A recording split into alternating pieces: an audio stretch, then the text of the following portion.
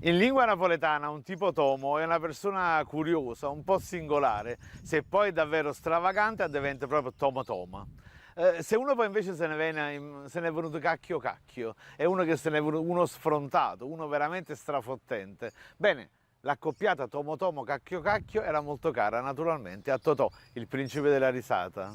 Lei se ne viene, tomo tomo, cacchio cacchio, a dirmi che io devo licenziare. Ma io licenzio lei, sa! Eh sì, noi in napoletana quando vogliamo rafforzare un concetto, sapete che facciamo? Lo ripetiamo 2 volte, proprio per la massima chiarezza. Che ne so, ha mangiato tutto l'intero salame, se l'è mangiato sana sana, è andato molto lontano, è aiuto lontano lontano, ste case vicine vicine, c'è caputo just just.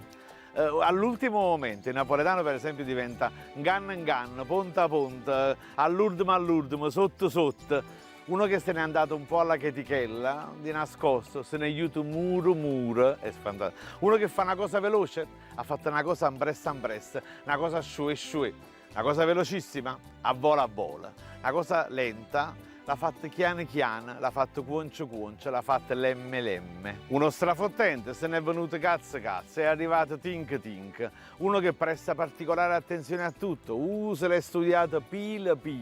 Noi ripetiamo, ti devo riempire di botte, t'ha già fa rognole, t'ha già fa nuovo. Rognole, le rognole o le brognole sono in realtà i bernoccoli, quelli che si procuravano con le carocchie e sono ben diversi dalla mulignana che invece è l'ecchimosi che si procurava sulla pelle. T'ha già fa nire. Una faccia buona e una faccia miccia, però attenzione, faccia miccia è culo e nutrice. Uè, ci sei? Uè, si ripete, noi ripetiamo sempre, te ne hai a casa, mo, esattamente in questo momento. Ma soprattutto noi raddoppiamo l'attributo quando in lingua napoletana vogliamo ottenere il superlativo assoluto. Noi in napoletano non abbiamo il superlativo assoluto nella forma di issimo, ma ripetiamo l'aggettivo, per cui chi è sic, è chiatte, è brutto, è avat, è luong, è fornuto tisic in terra. Una cosa fatta di nascosto, una cosa fatta a una cosa fatta sit, uè, te stai facendo a sul. Noi ripetiamo sempre i concetti. Che ne so, una pulita superficiale della casa perché arriva la suocera è una pulizzata fatta a coppa.